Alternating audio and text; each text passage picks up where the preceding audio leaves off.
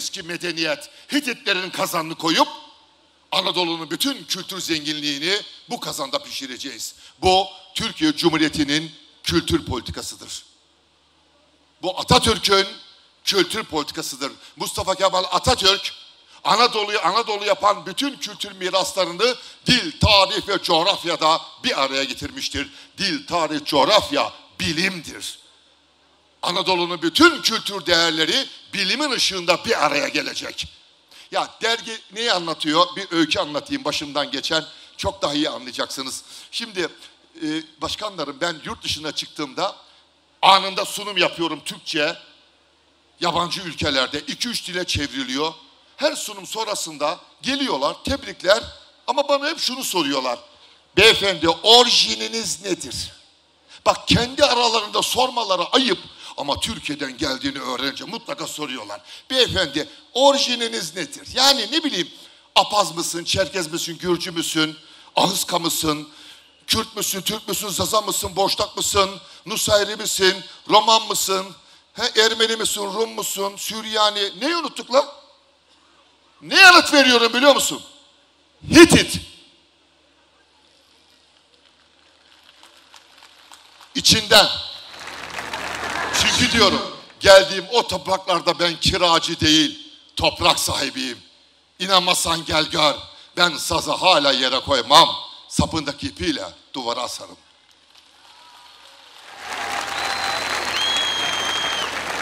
Bilimin ışığından başka Anadolu'nun kültür zenginliğini bir araya getirecek hiçbir güç yoktur dostlarım. Bunu yeniden Mustafa Kemal Atatürk'ün kültür politikalarını en kısa sürede, güzel günlerde inşa edeceğiz. İşte bütün bunu bilen Emin Onat ve Orhan Arda, Mustafa Kemal Atatürk'e doğru giden yolun iki yanına Hitit aslanlarını koydular. Onlar Hitit medeniyetinin aslanları. Uzun uzun yürüttüler bizi Hitit aslanların arasından. Neden biliyor musunuz? Emin Onat ve Orhan Arda'nın hissetmemizi istediği şu, o duygu şu. Yürüyorsun ya, birazdan karşında gidip duracağın insan Hititlerden bugüne sana kadar bu topraklarda elden ele taşınan bilginin ışığıdır. O hep buradadır ve o ışık asla hiçbir zaman sönmeyecek. Ölümsüzdür o ışık.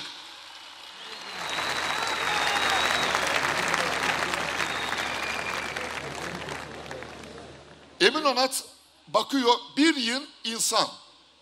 Anıtkabir inşası başlamış. Kim bunlar? Efendim Türkiye'nin en iyi taş ustaları. Anıtkabir onlar yapacak. Tamam güzel. Proje büyük diyor Emin Onat. Mozelle'nin olduğu kısmı yapamazlar. Aslanlı yolu yapsınlar, kuleleri yapsınlar. Gidin Anadolu'nun şu köylülerini çağırın. Eğer o köyde yaşayanlar gelirse Anıtkabir'i, Mozelle'yi sadece onlara yaptıracağım. Emin Onat'ın söylediği köye gidiyoruz. Köylüleri davet ediyoruz. Hepsi kalkıp geliyor biliyor musunuz? Ve Anıtkabir'i sadece onlar yapıyor. Ağırnaslılar. Ağırnas Mimar Sinan'ın köyüdür. Mimar Sinan'ın soyundan gelenlerin, Mimar Sinan'ın çocuklarının ellerinde Anadolu'nun en eski Hitit travertenleri ve Mimar Sinan'ın soyundan gelenlerin alın teri düşüyor ve Anıtkabir yükseliyor. Neden? Nedeni Atatürk'ün şu sözü. Türkiye Cumhuriyeti'nin temeli kültürdür. Ve Anıtkabir'in bütün o taşları Hititlerin kendi devlet adamlarına mezar yapmak için kullandığı antik travertenlerdir. Gittiğinizde dokunun. Niye? Müzelerde dokunamazsınız. Anadolu Medeniyetleri Müzesi'nde yanına yaklaşamayacağın o antik travertenler orada elinin altında.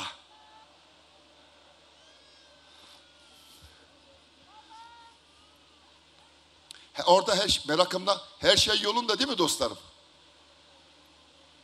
Çok güzel. Peki. Buyurun. Ha boş ver şimdi son anları. Ay dur bırak. Nereden geldi aklına ya? Bırak. Bırak aktüeliteyi. Burada 102. yaşını kutlayan Cumhuriyet Halk Partisi var ya. Bırakalım aktüeliteyi ya. Bırakın şu küçük. Burada ya istiklal ya ölüm diyenler var. Burada bırakın onları. Bakın dostlarım, büyük bir satranç oyunun içindeyiz. Satranç. Satranç bilgiyle oynanır. Kale, vezir, fil, at nasıl oynanacak? Satrançtaki taşların bilgisine hakim olursak bilgi üretip yönetiriz. Satrancı bilmeyen biri ne oynayacak? Dama. Amaçları ne? Taş yedirmeden taş yemek, günü kurtarmak. Bırakalım onları.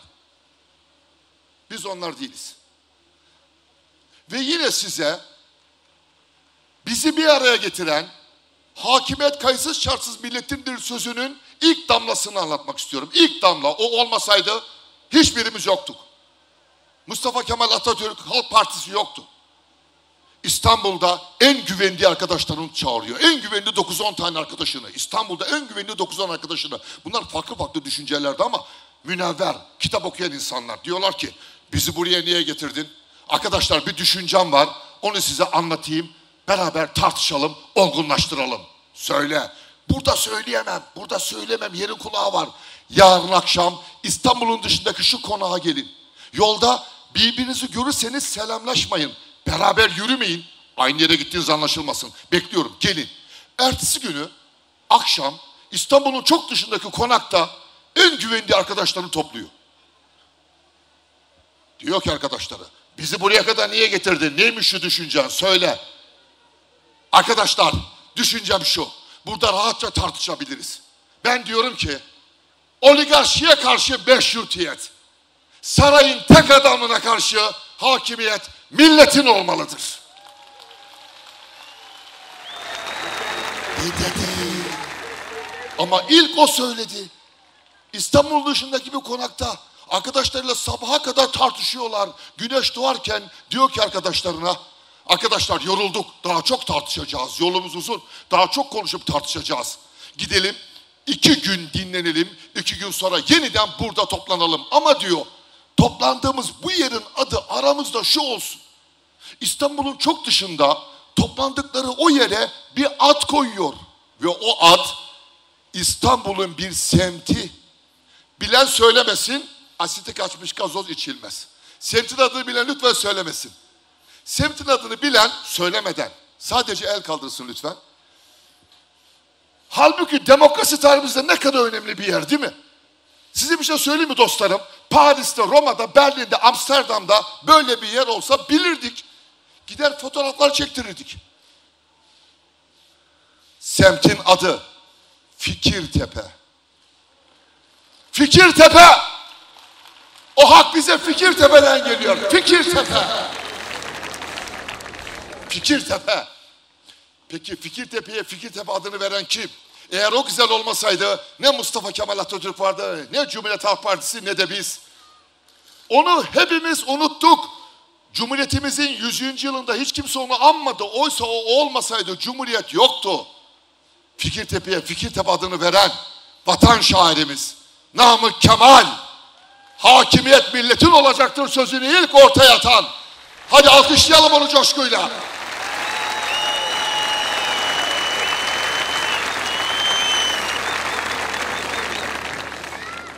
İçinde bulunduğumuz kültürsüzleşmeden başka bir şey değildir. Büyük bir çürüyen, kültürsüzlüğü dayatan sistemin içindeyiz. İşte bunun en somut belgesi, değerli kardeşlerim, bugünkü Fikirtepe. Buyurun. Buyurun Fikirtepe. Buyurun. Buyurun. İşte bununla mücadele ediyoruz. Karşımızdaki kültürsüzlük ve çürümüşlük bu. Halbuki Fikirtepe'ye neler yapılabilir değil mi ha? Ne kültür merkezleri, ne bileyim, ne müzeler. Benim hayalim şu. Yapacağız bir gün bunu. Adım gibi inanıyorum. Ne yapacağız biliyor musunuz? Anadolu'nun, Türkiye'nin dört bir yanından üniversite eğitimi almak için İstanbul'a okumaya gelen gençlere ücretsiz kalacağı yurtlar. Anadolu'nun bütün aşuresini orada toplamalıyız ve Fikirtepe onların olmalı. Bu bütün dünyaya sunacağımız gerçek bir demokrasi dersidir. Ancak o zaman bunu başarabiliriz biliyor musunuz? Ancak o zaman.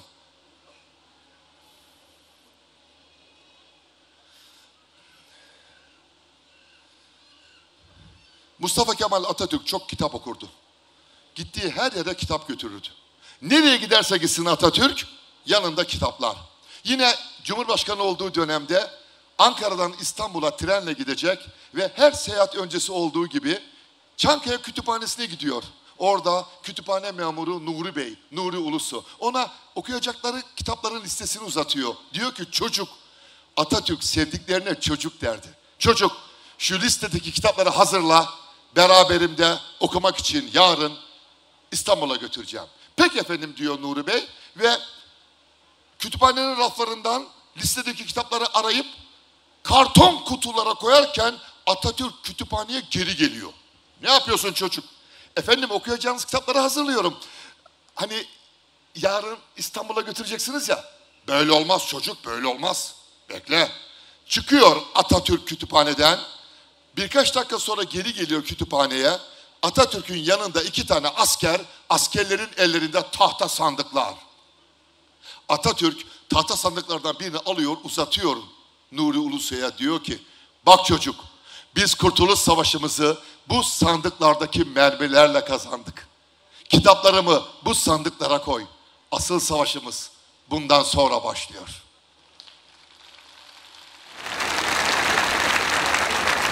Okuduğumuz her kitap Mustafa Kemal Atatürk'ün gösterdiği cephede kazandığımız bir zaferdir dostlarım. Devam edeyim mi? Peki. Peki öyleyse ben size bir minyatür göstermek istiyorum. Bakın Türk resim sanatının en güzel örneklerinden biri. Bir minyatür. Çok güzel bir minyatür. Bizim çok güzel resim sanatımız vardır. Minyatürlerimiz 1500'lü yılların ikinci yarısında yapıldı bu minyatür. Tam yapıldığı tarihi söyleyeyim. 1572. Yapıldığı günler 15-16 Kasım. Nereden bildim? Çünkü o minyatürdeki büyük komet kuyruklu yıldızı o tarihlerde dünyaya yakın geçmiş. Ve burası İstanbul. Ve burası İstanbul. Peki o resimdeki o adamı tanıdınız mı? Kim o? Galileo'yu duymayan var mı? Galileo'yu. Tabii ki duyacağız. Ama o Galileo değil. Takiyüddin Efendi. Bir Türk astronomi uzmanı. Bir Türk gökbilimci Takiyüddin Efendi. Ve Takiyüddin Efendi'nin 1500 yılların ikinci yarısında İstanbul'daki rasathanesinde yapmış olduğu gökyüzü haritaları kendi döneminin bütün gökbilimcilerinden çok daha doğruydu. Çok daha doğruydu. Dünyanın en doğru gökyüzü haritaları Takiyüddin tarafından İstanbul'da yapılıyordu o dönem. Biz onu tanımıyoruz. Neden? Çünkü İstanbul'da bir salgın hastalık oluyor. Yeni değil. Ardından İstanbul'da bir deprem oluyor. Deprem de yeni değil. Birileri de çıkıp diyor ki Takiyüddin orada meleklerin bacaklarını röntgenliyor. Onlar yeni hiç değil. Biz tarih boyunca onlardan ne çektik? Ve rasathane, en doğru gökyüzü haritalarının yapıldığı rasathane uğursuz ilan edilip topa tutulup yıkılıyor. Tarih 1585. Kimi araştırmacılar diyor ki 1582. La olsun 83, ne fark eder? En doğru gökyüzü haritalarının yapıldığı rasathaneyi yıktık 1585. Biz bir daha ancak 1923 Cumhuriyet'in ilanından sonra gökyüzüne yıldızlara baktık. Takiyüddin Rasathanesi'nden Cumhuriyet'in ilanına kadar geçen onca yıl yıldızlara hiç bakmadık. Öyleyse her 29 Ekim kutladığımız Cumhuriyet Bayramı bu topraklarda gökyüzüne, yıldızlara yeniden bakmanın adıdır. Cumhuriyetimiz kutlu olsun. Nedir Cumhuriyet? Cumhuriyet yıldızlara, gökyüzüne bakmaktır bilimin gözüyle. Mustafa Kemal Atatürk'ün bütün devrimleri doğru. Bütün devrimleri çok doğru. Ama bir tek şeyi başardı ya. Bir tek şeyi başardı ya. Benim kalbimin en güzel yerinde oturuyor. Bir tek şeyi başardığı için. Kız çocukların eğitim hakkı. Kız çocukları Cumhuriyet'le birlikte okula kavuştular. İşte bu yüzden yakın tarihe kadar kutladığımız bayramlarda bayramlarımızı neden kutlatmıyorlar? Şimdi anlaşıldı mı? Yakın tarihe kadar kutladığımız bayramlarda en önde hep kız çocukları yürürdü. Bakın, yaşasın Cumhuriyet. Her harf kimin elinde? Bir kız çocuğunun. Çünkü onlar Cumhuriyet'le birlikte okul yoluna kavuştular. Bir başkası, bütün bayramlarımız kimin kıyafetinin üstünde? Kız çocuklarımızın. Çünkü onlar Cumhuriyet'le birlikte eğitime kavuştular. Bir başkası, Cumhuriyet sözcüğünün 10 harfi kız çocukların üstünde. Ve kız çocuklara eğitim alsın diye okullar kuruldu. İşte bunlar Cumhuriyet Halk Partisi'nin eğitim politikaları. Neyin 102. yılındayız? Kız çocuklar okusun diye açılan okullardan biri İstanbul'da Erenköy Kız Lisesi. Yatılı bir okul. Hafta sonu öğrenciler evine gidiyor ama Nusret adlı kız çocuğunun gideceği bir ev yok. Nusret hafta sonları tek başına pencereden yıldızlara bakıyor. Cumhuriyet'le birlikte bir sınav açıldı. Liseyi bitiren bütün öğrenciler sınava sokuldu ve kazananlar tüm masrafları devlet tarafından karşılanmak üzere üniversite eğitim almak için Avrupa'ya gönderdiler. 3000'i aşkın genç gitti böyle. İşte sınavı kazananlardan biri Nusret. Nusret gidiyor, Lyon'da matematik eğitimi alıyor. Bu arada Cumhuriyet kızı Nusret'in matematik eğitimi aldığı Lyon'daki matematik sınıfı 50 kişilik, öğrencilerin 49'u erkek. Bakın şu Mustafa Kemal Atatürk'ün yaptığına. Sen al bir Türk genç kızını, 12 de akıl de, git 49 tane erkek öğrencinin arasında oturt ya. Nusret matematikten sonra Paris'te fizik eğitimi alıyor. Matematik ve fizik hangi bilimde birleşir? Astronomi. Ve Nusret Paris Rasathanesi'nde teleskopun altında yıldızlara bakıyor. Ülkesine geri dönünce Nusret Gökdoğan İstanbul Üniversitesi Astronomi bölümünü kuruyor.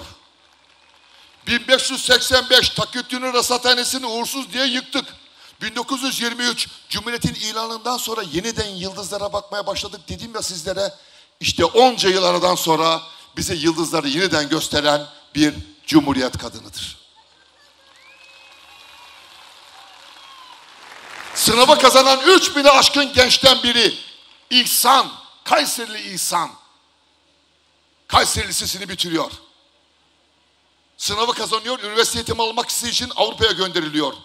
Bu hikayedeki İhsan, sevgili öğretmenim Muharrem İnce'ye bakıyorum. Öğretmenim, bu İhsan yıllar sonra Kayseri Lisesi'ndeki günlerini şöyle hatırlıyor. Diyecek ki, ben Kayseri Lisesi'nde öğrenciyken bazı arkadaşlarımın bana bakışını hala unutamıyorum. Çünkü İhsan Kayseri Lisesi'nde öğrenciyken babası okulun hademesiydi. Bak şu Atatürk'ün yaptığına. Sen al Anadolu'daki bir okulun emekçisinin çocuğunu, onunki de akıl de, okut, mezun et ve gönder üniversite eğitim alması için Avrupa'ya. İhsan ülkesine geri dönünce Anadolu'yu doğudan batıya kadar yürümeye başlıyor. İhsan kilometrelerce yürüyor. İhsan yıllarca yürüyor. İhsan Ketin büyük bir keşif yapıyor. Nedir o? Kuzey Anadolu fay hattını buluyor. Anadolu'daki bir emekçinin çocuğun da eğitim hakkını söyleyip okutmanın, Avrupa'ya göndermenin 102. yılındayız işte. Bu düşüncenin. Ve o da diyor ki geri döndüğünde burada fay hattı var.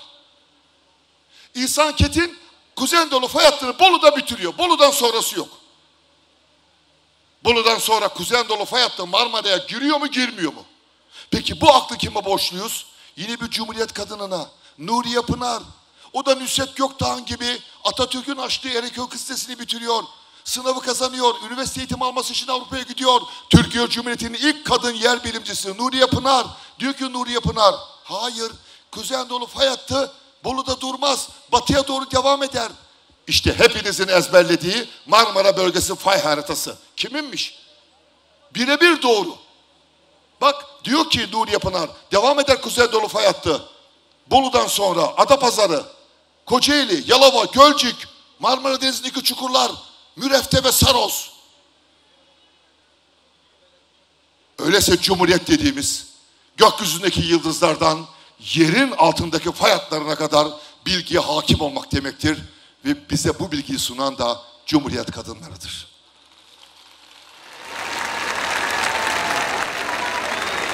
Bugün size son sözüm şu olsun. Dilerim bir gün Kuzey Anadolu'nun fay hattının adını değiştiririz. Sizlere bakıyorum değerli genel başkanlarım. Kuzey Anadolu fay hattının adını Bolu'ya kadar İhsan Ketin fay hattı yapalım. Bolu'dan sonra Nuriye Pınar pay attı. Cumhuriyet'in yetiştirdiği iki güzel insan. Çok çok teşekkür ediyorum. Bu arada değerli dostlarım, bizim ekonomiste ihtiyacımız yok. Bizim demokrasiyi, adaleti, hukuku yaralayan, hasta edenlere karşı bu dönemde çok güzel bir eczacıya ihtiyacımız var. Bize ilaçlar yapacak, bu asil milleti yeniden sağlığına kavuşturacak güzel bir eczacıya ihtiyacımız var. O da birazdan aramızda olur herhalde. Çok teşekkür ediyorum. Sevgiyle kalın. 102. yılımız kutlu olsun.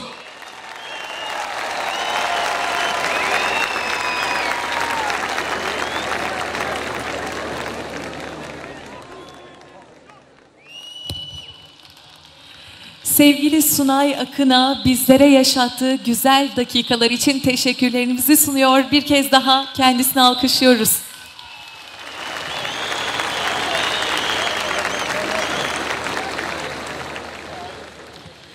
Sevgili konuklar, şu ana kadar konserimizde Orta Anadolu'dan Trakya'ya uzandık. Türkçe söyledik, Kürtçe söyledik. Ege'nin mavi sularından Karadeniz'in hırçın dalgalarına uzandık. Spil Dağı da bizim dedik, Munzur Dağı da. Aydın'ın Menderes Ovası da bizim dedik. Ağrı Dağı'nın eteğindeki Iğdır Ovası da. Şimdi tekrar hep birlikte Karadeniz'e uzanacağız. Kemençesiyle bu gecemize güç katan değerli sanatçımız Selçuk Balcı'yı güçlü alkışlarınızla sahneye davet ediyoruz efendim.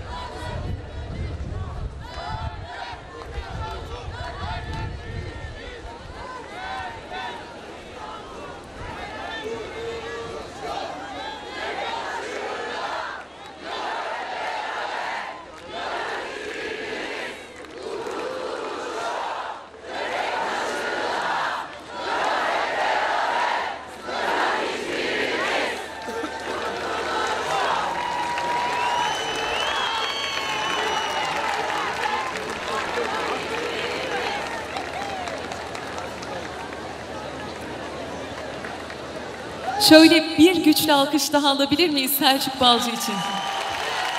Koştu ve yoruldu kendisi.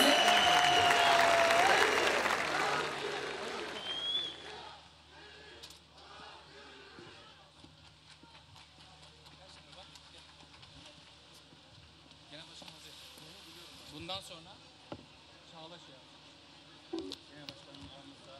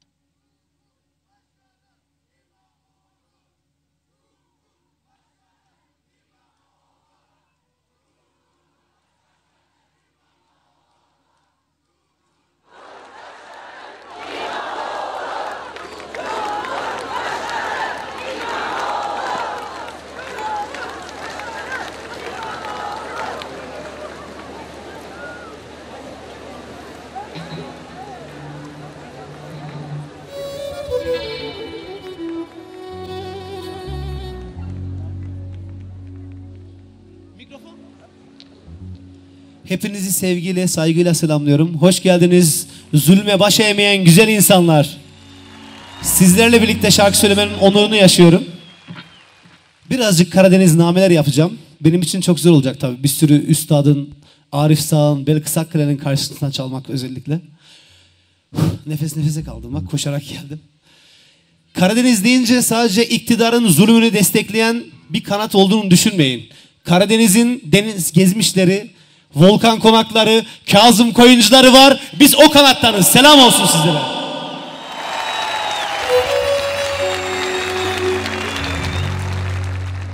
Gün doğdu doğmasaydı, hiçbir dert olmasaydı. Gün doğdu. Orkestra arkadaşlarımızla ilk kez çalıyoruz, kusura bakmayın. Bu arada...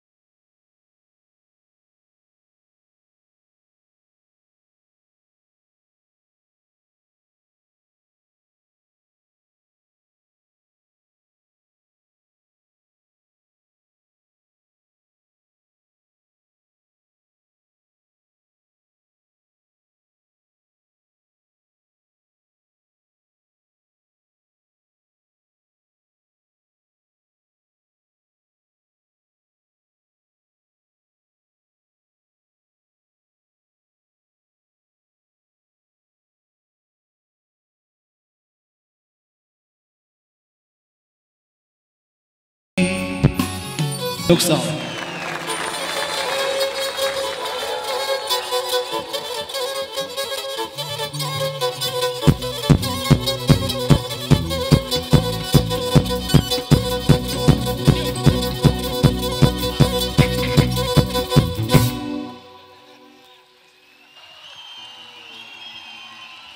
Kıymetli misafirler, işte beklediğimiz o büyük an geldi çattı.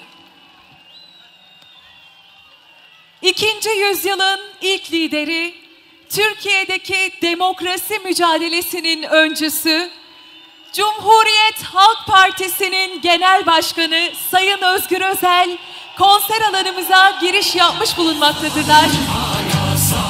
Kendilerine sizler adına hoş geldiniz diyoruz.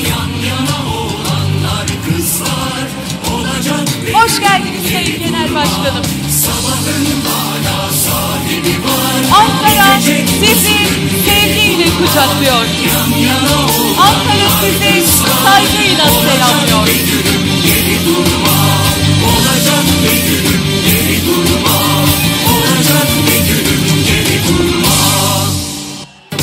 Sabahın hala sahibi var, gidecek usulün geri durma. Kıymetli misafirler Ve ve ben sizleri kararlı ve cesur liderimiz, Genel Başkanımız Sayın Özgür Özel'le baş başa bırakıyorum.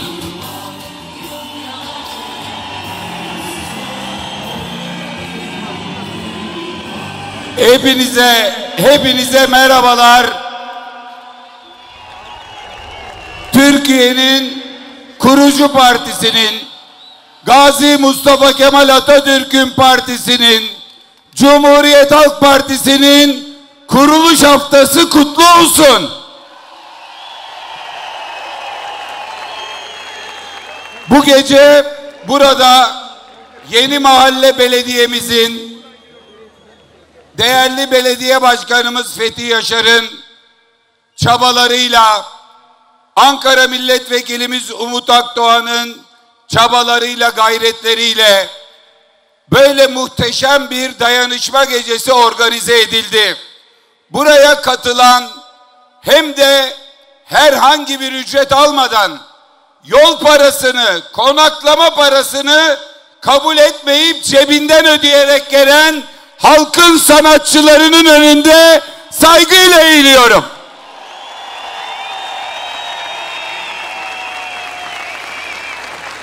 Aslında saat 19.30 gibi konser alanına gelip burada bu muhteşem geceyi takip etmek, türkülere eşlik etmek ve sizlerle birlikte dayanışmayı büyütmek, huzurlu bir geceyi, akşamı paylaşmak arzusundaydım. Ancak bu partinin nasıl bir parti olduğunu bilmeyenler, bu partiyi plazalarda, avukat bürolarında kurulmuş partilerle karıştıranlar, bu partinin Anadolu ve Rumeli Müdafaa-i Hukuk Cemiyetlerinin birleşmesiyle savaş meydanında, Kurtuluş Savaşı'nda kurulduğunu bilmeyenler saldırılarına devam ediyorlar. İstanbul İl Başkanlığı ki partimizin İstanbul'daki baba evidir. O baba evi ki tapusu ne bana, ne Özgür Çelik'e, ne bir başkasına, Gazi Mustafa Kemal Atatürk'e aittir. Şu anda baba evimizi polis kuşatması altına alanlara, çevik kuvveti İstanbul İl Başkanlığımızın önüne getirenlere, bu milletin polisine bu kanunsuz emirleri verenlere, yetkisiz asliye hukuk mahkemelerinden İstanbul İl Kongremizi iptal ettirip oraya bir kayyım oturtmaya çalışanlara yazıklar olsun. Yazıklar olsun. Şunu bilsinler ki Cumhuriyet Halk Partisi'ni savunmak, Cumhuriyeti savunmaktır. Cumhuriyet Halk Partisi'ne saldırmak, Cumhuriyete saldırmaktır. Cumhuriyete saldıranların karşısında bizler çelik gibi irademizle, korkusuzca 102 yıl önceki, 105 yıl önceki azim ve kararlılıkla duracağız. Korkmuyoruz, teslim olmuyoruz, olmayacağız.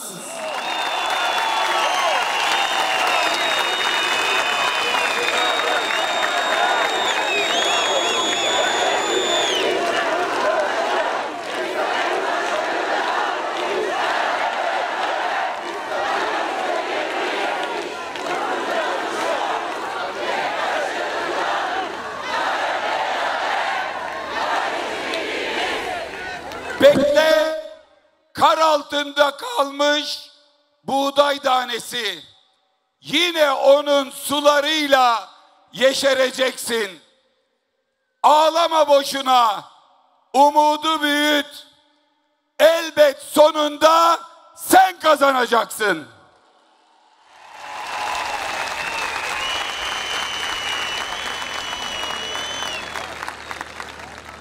Dik durdukça eğme başını, dik durdukça mutlaka baş vereceksin.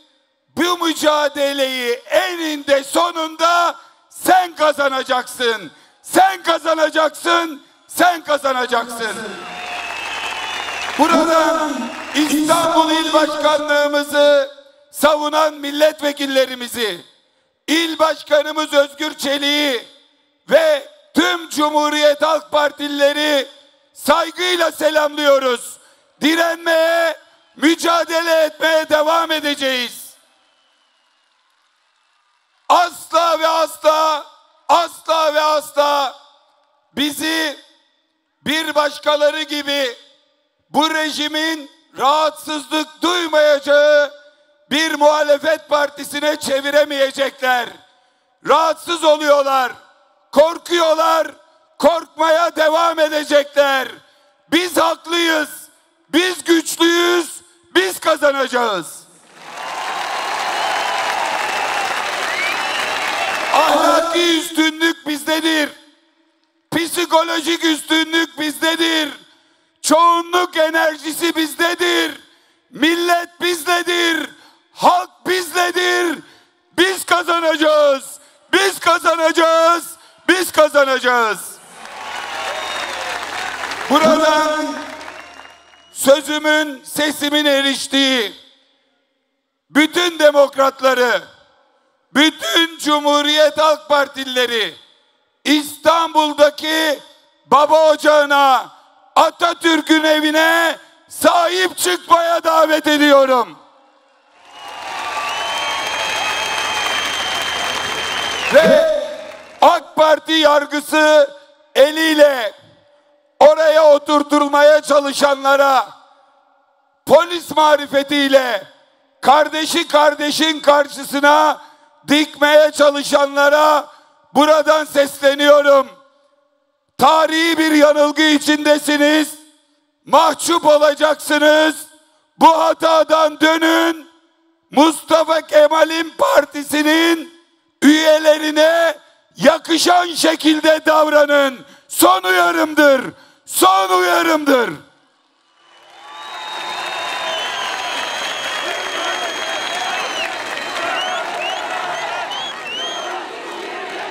Kurtuluş yok.